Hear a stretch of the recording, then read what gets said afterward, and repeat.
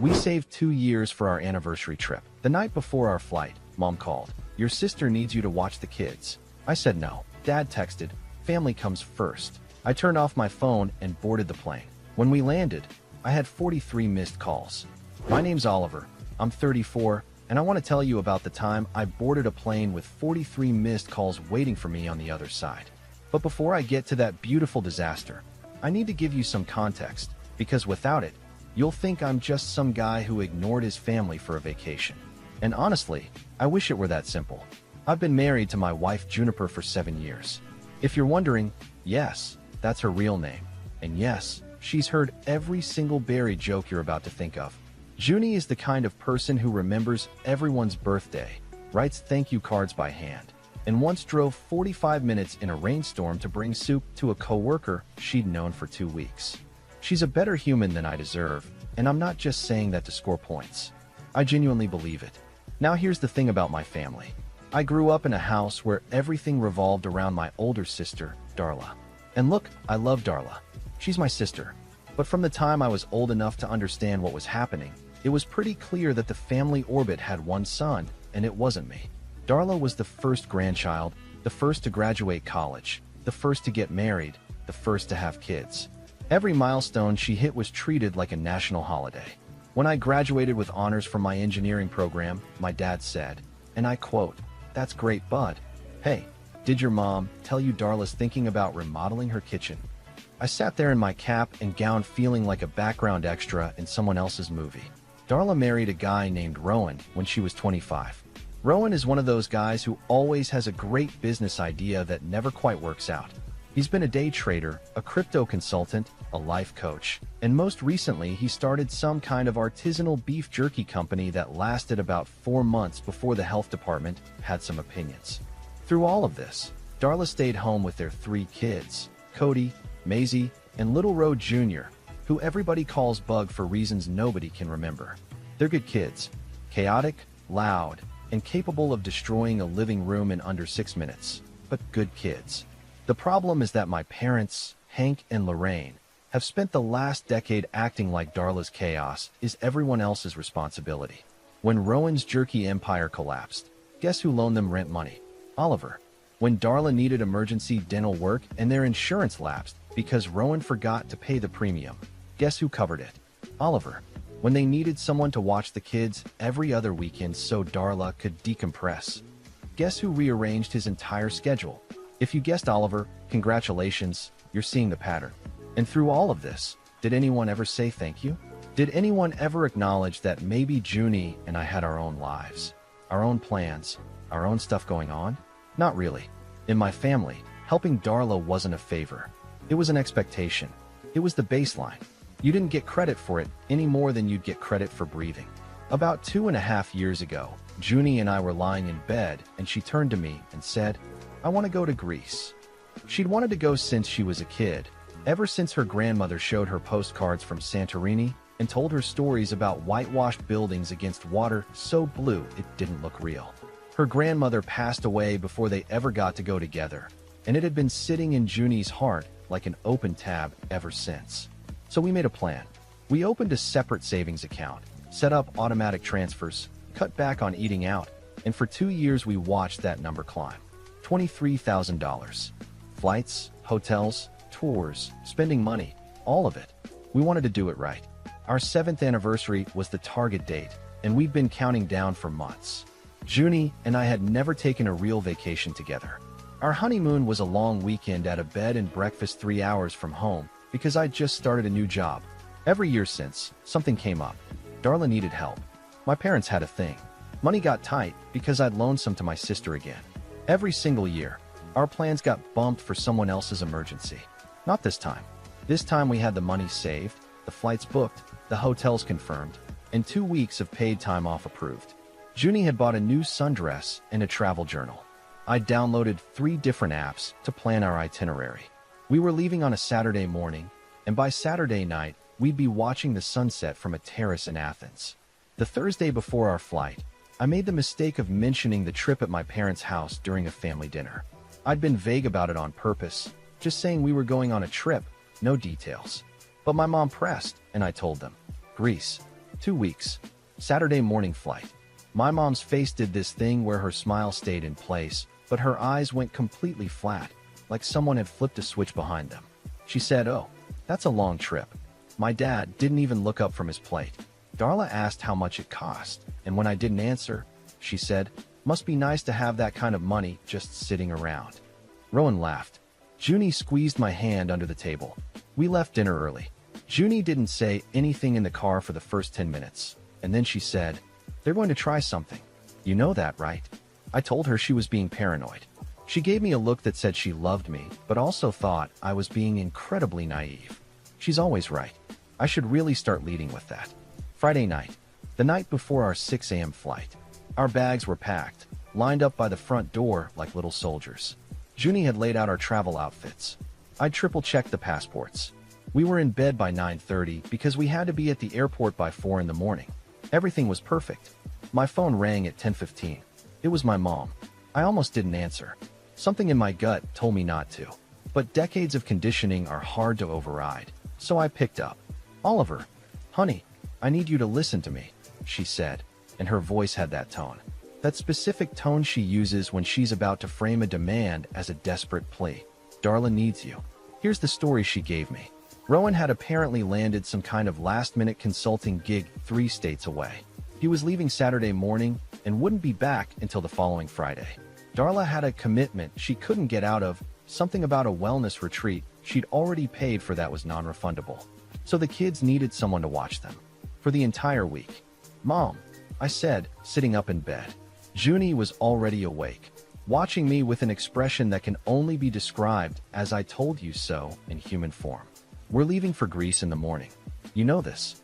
"I know, honey, but this is family. Darla is really counting on you. She's been under so much stress lately, and she really needs this retreat for her mental health. You understand that, right?" I took a breath. A long one. The kind of breath you take when you're choosing between saying what you want to say and saying what will keep the peace. For most of my life, I'd chosen peace. Every single time. "Mom, I can't. We've been planning this for 2 years. The flights are booked. The hotels are paid for. I'm not canceling." The silence on the other end lasted about 4 seconds, but it felt like a full minute. When she spoke again, her voice had changed. That pleading tone was gone, replaced by something colder. Something that sounded like disappointment sharpened into a weapon. "I just think it's interesting," she said, "that you can spend thousands of dollars on a vacation, but you can't help your sister when she needs you. Your father and I didn't raise you to be selfish, Oliver." I told her I was sorry she felt that way, but my answer was no. She hung up without saying goodbye. 15 minutes later, my phone buzzed. A text from my dad. Just 5 words. "Family comes first, Oliver." Junie read the text over my shoulder and said, "What do you want to do?" I loved her for asking it that way. Not telling me, not pressuring me, just giving me the space to decide. I thought about every canceled plan, every borrowed dollar never repaid, every moment I'd put my own life on hold because someone decided their needs were more urgent than mine. And I thought about Junie, who had waited her whole life to see Santorini, who had saved every spare dollar for 2 years. I turned off my phone. I set my alarm for 3:30, and I went to sleep. We boarded that plane at 6:02 on Saturday morning.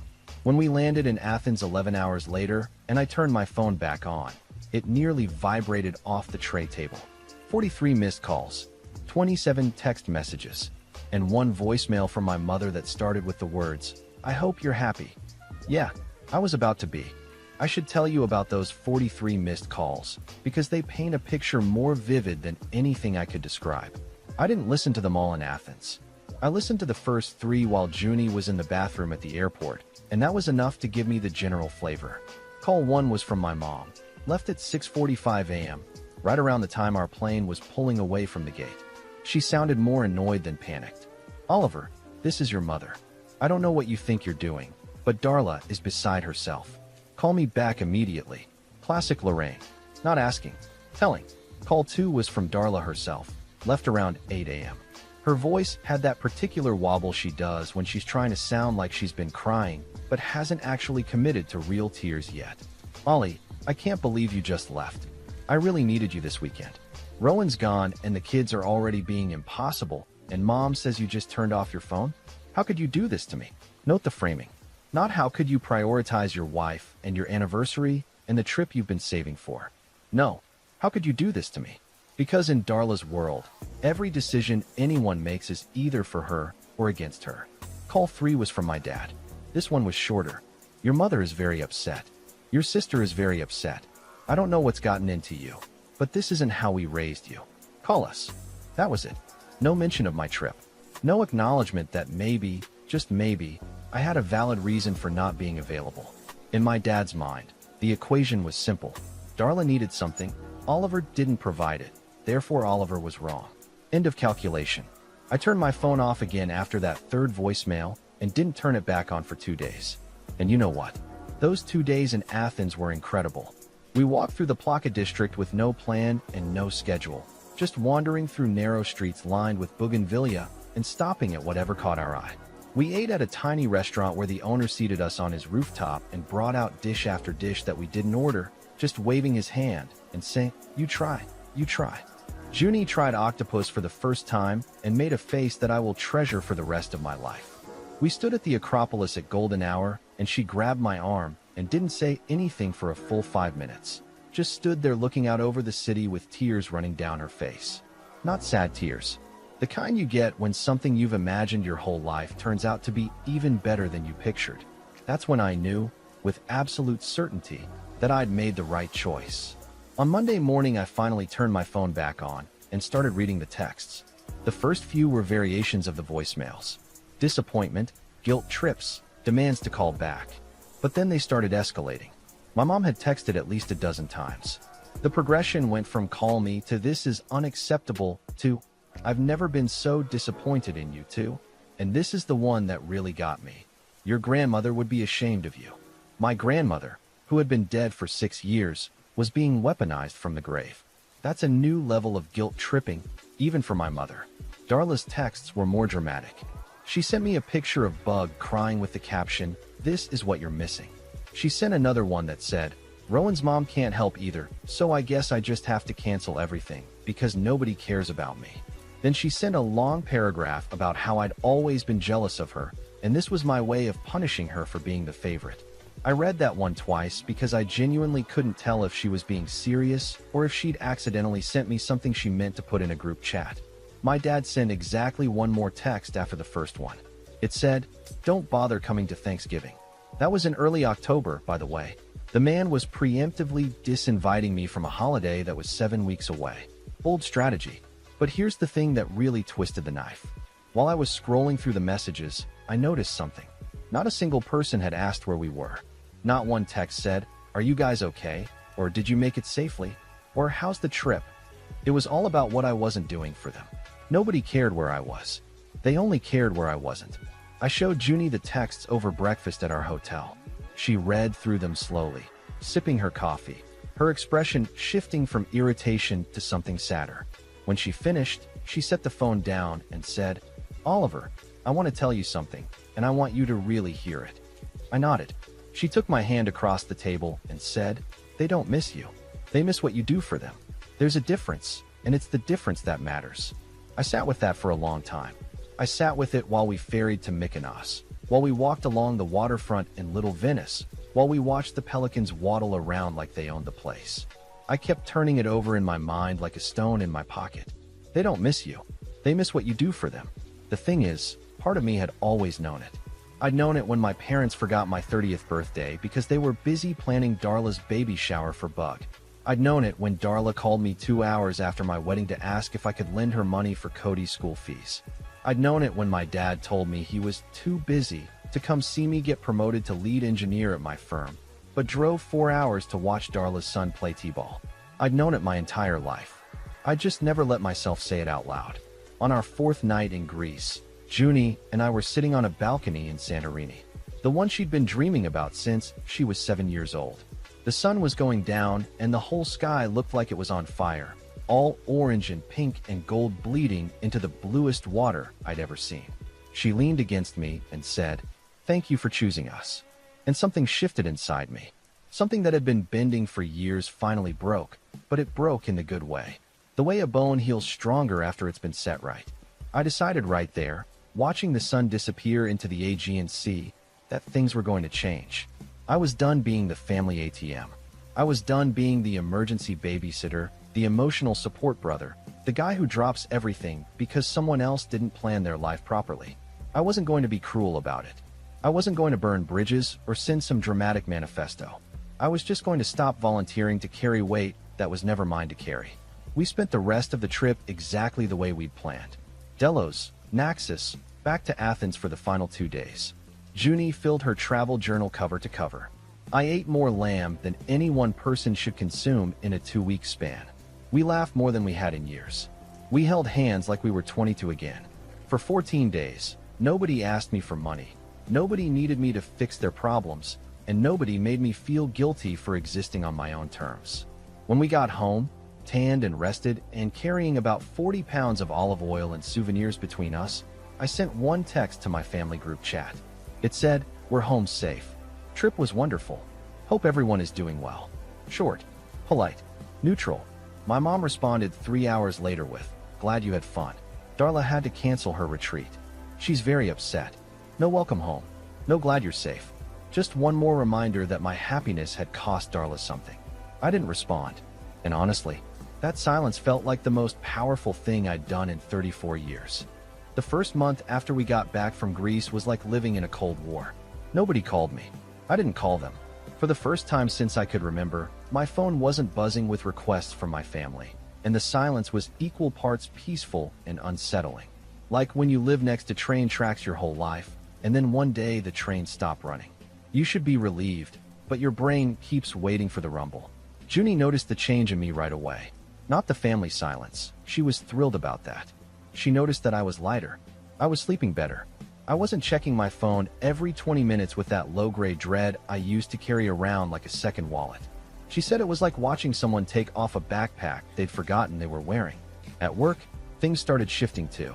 I'd been a lead engineer at Whitmore and Associates for about 3 years at that point, and I was good at my job, but I'd always held back a little.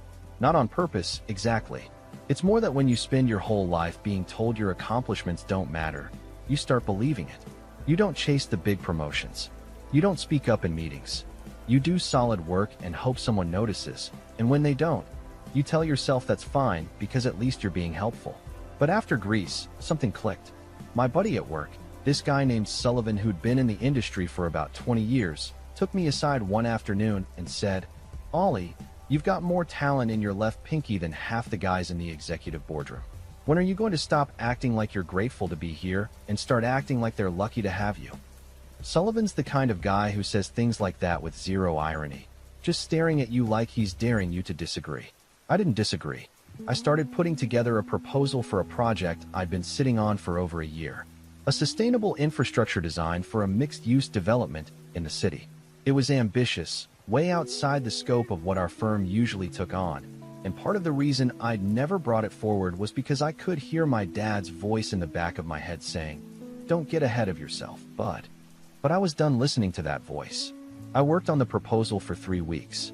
Late nights, early mornings, weekends at the dining table with blueprints spread out while Junie brought me coffee and occasionally reminded me that humans need food. When I finally presented it to the partners at Whitmore, there was a silence in the room that lasted about 10 seconds. I thought I'd crashed and burned. Then our senior partner, a woman named Cordelia who'd been in architecture and engineering for 30 years, looked at me over her reading glasses and said, "Why didn't you bring this to us sooner?" They greenlit the project. Not only that, they put me in charge of it. Full lead. My own team. It was the single biggest professional opportunity of my career, and it happened because for the first time in my life, I wasn't using all my energy propping up people who didn't appreciate it. Meanwhile, the family Cold War continued. I got bits and pieces from my cousin Emmett, who was the closest thing I had to an ally in the family. Emmett was my Uncle Gus's son, and he'd always been the other black sheep, the one who went to art school instead of business school and never heard the end of it. He kept me updated through texts that read like dispatches from behind enemy lines. According to Emmett, my parents were telling extended family that I'd abandoned Darla in her time of need to go on a lavish European vacation. The word lavish was doing a lot of heavy lifting in that sentence. They made it sound like I'd chartered a yacht while my sister sat alone in a dark room. The reality was that Darla had ended up asking Rowan's mother, a perfectly capable woman named Cordell who lived 20 minutes away to watch the kids. The very same Cordell who Darla's earlier text had claimed can't help. Funny how solutions appear when the designated doormat isn't available. Emmett also told me something that stuck with me. He said that at a family dinner I wasn't invited to, my mom had said, Oliver's always been difficult. Even as a child, he always wanted things to be about him. Emmett said he'd almost choked on his pot roast. The kid who never had a birthday party that wasn't also Darla's celebration. The kid who wore hand-me-downs while his sister got new clothes. The kid who was told to be quiet every time he tried to share good news about himself. That kid was the one who wanted things to be about him. The lack of self-awareness would have been impressive if it weren't so painful. Around November, I got a text from Darla. The first direct communication in about 6 weeks. It said, Mom and Dad's anniversary dinner is December 8th. You should be there. Not an invitation. An instruction. No mention of the Greece situation. No acknowledgement that anything had happened between us. Just an expectation that I'd show up and play my role like nothing had changed. I almost texted back something sarcastic. I almost typed, sorry, I'll be busy being selfish that day. But Junie talked me down. She said, don't give them ammunition. Be the bigger person. Just be honest. So I texted back, thanks for letting me know. I'll think about it. Which in my family was basically the equivalent of a declaration of war, because the expected response was, of course I'll be there. What can I bring? And should I also rearrange my entire life for dessert? Here's what I'll say about that period. The months between October and December were some of the hardest and best months of my life. Hard because I was grieving. Not a death, but the loss of a fantasy. The fantasy that my family would one day see me, really see me, as someone whose needs and feelings and dreams mattered as much as Darla's. I was letting go of that hope, and letting go of hope is its own kind of mourning. But it was also the best because I was building something real. The project at work was thriving. My team was incredible, a group of sharp, hungry engineers and designers who worked together like a well-oiled machine. Junie and I started planning things just for us, concert tickets, weekend hikes, cooking classes where we made pasta so badly that the instructor looked like she was going to cry. We were investing in our marriage, in our happiness, in a life that wasn't defined by who needed what from us. By December, I was in the best shape of my life, professionally, emotionally, and personally. I felt like I'd finally figured out who Oliver was when he wasn't busy being everyone else's safety net. And that's exactly when my family decided they needed me again. The call came on December 3rd, 5 days before my parents' anniversary dinner. It wasn't from my mom or Darla this time. It was from my dad, which immediately told me something was wrong, because Hank doesn't call. Hank texts 5-word sentences and considers that peak communication. For him to actually dial my number meant the situation had moved beyond what a text could handle. Oliver, he said when I picked up. No Bud. No son. Just Oliver, flat and serious. We need to talk. Okay, I said. I was at my desk at work, looking at the skyline through my office window. The new office, by the way. The project had earned me a corner office with actual walls instead of a cubicle partition. What's going on, Dad? Your mother and I are having some financial trouble. I need you to hear me out before you say anything. So I heard him out. And honestly, what he told me was worse than anything I'd expected. It turned out that Rowan's latest business venture, some kind of online supplement company, hadn't just failed. It had failed spectacularly. He'd taken out a personal loan against the house he and Darla were renting from my parents. That's right, my parents owned the house Darla lived in. They bought it years ago as an investment property and rented it to Darla and Rowan at well below market rate, which I'd never been told about. So not only had my parents been subsidizing Darla's lifestyle for years in ways I didn't even know about, but now Rowan had managed to drag a property my parents owned into his financial disaster. The lender was threatening to put a lien on the property. My parents' credit was at risk. They needed $25,000 to settle the debt and prevent things from getting worse. My dad said all of this in the same tone he'd used to describe a weather forecast. Flat, factual, like he was reading a report about someone else's life. Then came the part I'd been waiting for. We need your help, Oliver. You're the only one in a position to handle this. I let the silence sit for a beat. Then I said, what about Darla? What about her? Has she contributed anything? Has Rowan? My dad made a sound that was halfway between a sigh and a scoff. Rowan doesn't have anything to contribute. You know that. And Darla's doing her best with the kids. Dad, I've been doing my best too.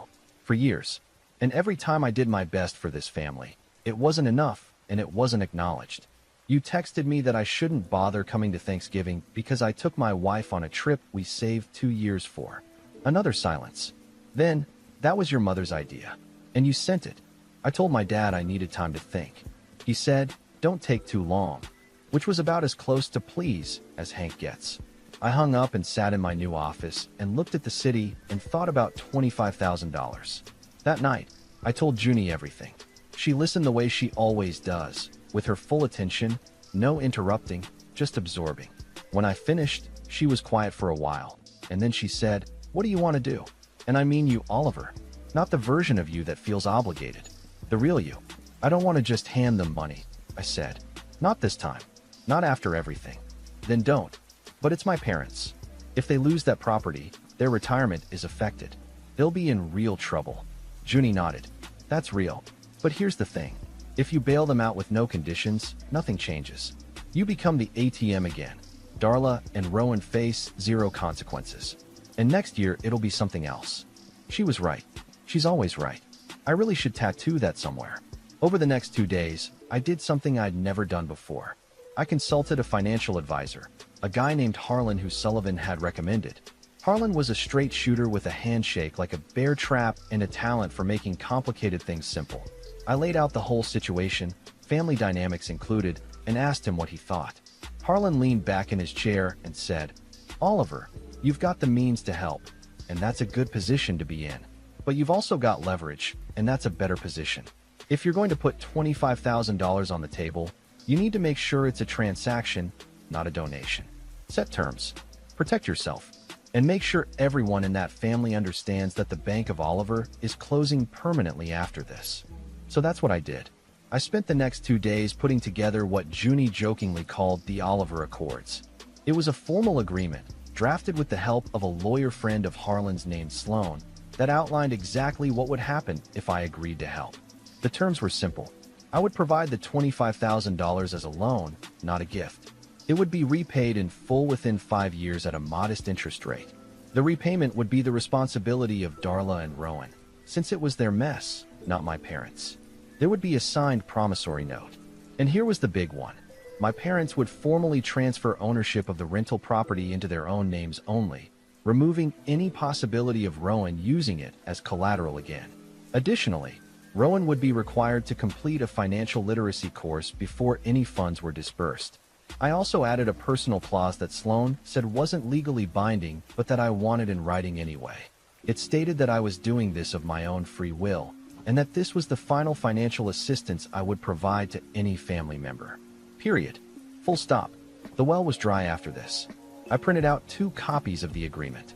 I put them in a folder. And then I called my dad and told him I'd be at the anniversary dinner on December 8th. Good, he said. Your mother will be pleased. I'm not coming for dinner, Dad. I'm coming to have a conversation. And I'm bringing paperwork. The silence on the other end told me he had no idea what to do with that information.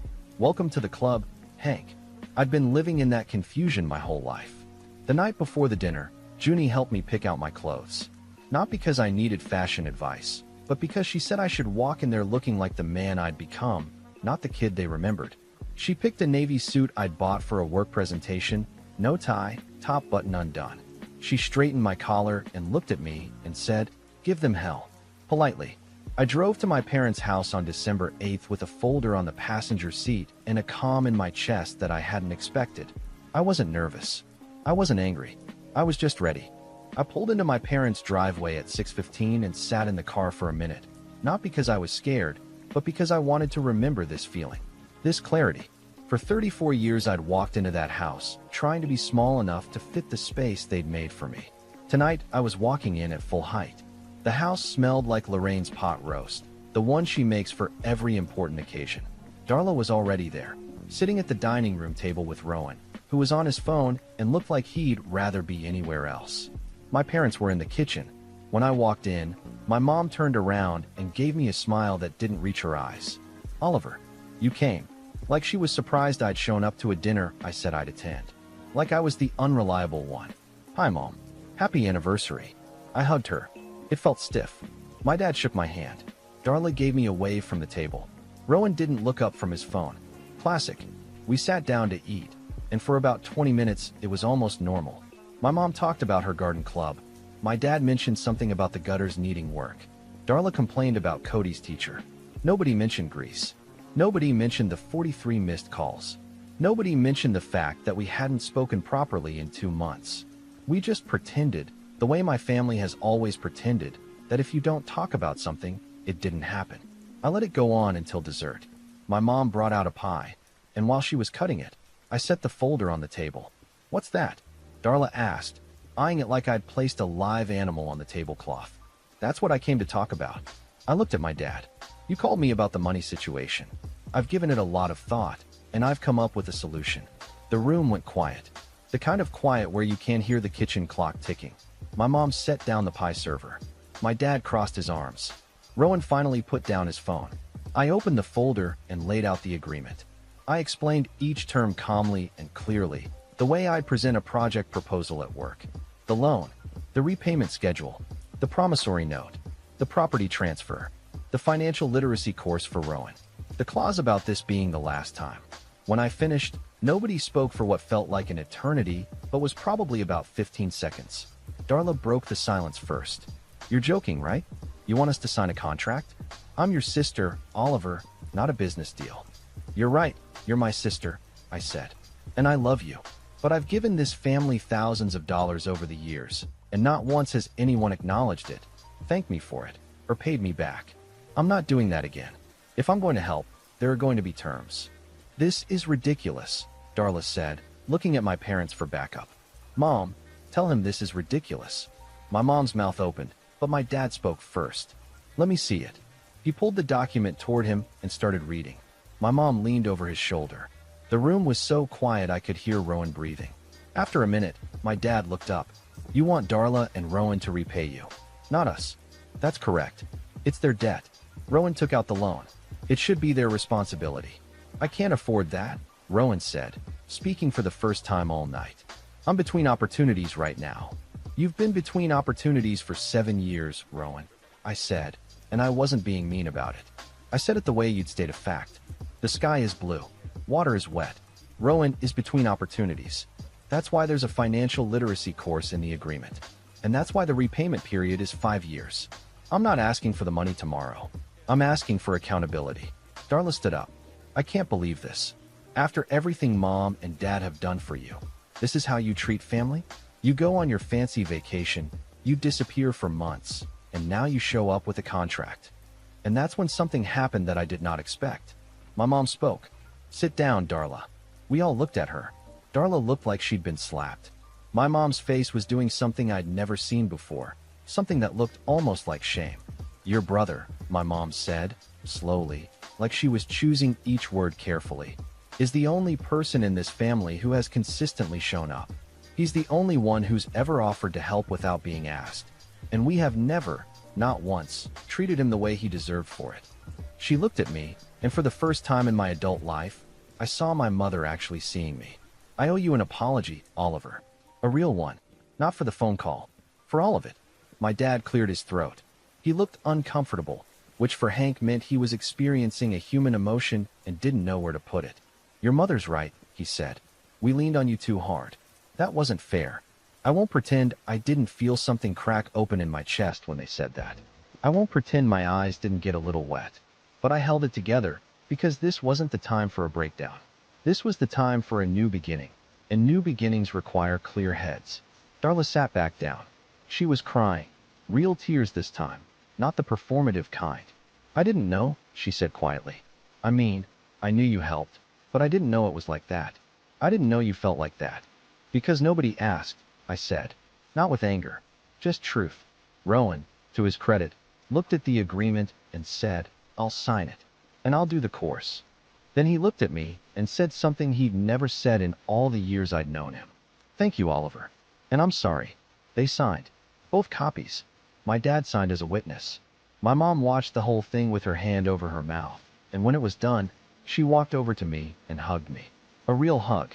The kind that lasts long enough for you to feel it in your bones. That was 4 months ago. Darla and I have talked more in the last 4 months than we did in the previous 4 years.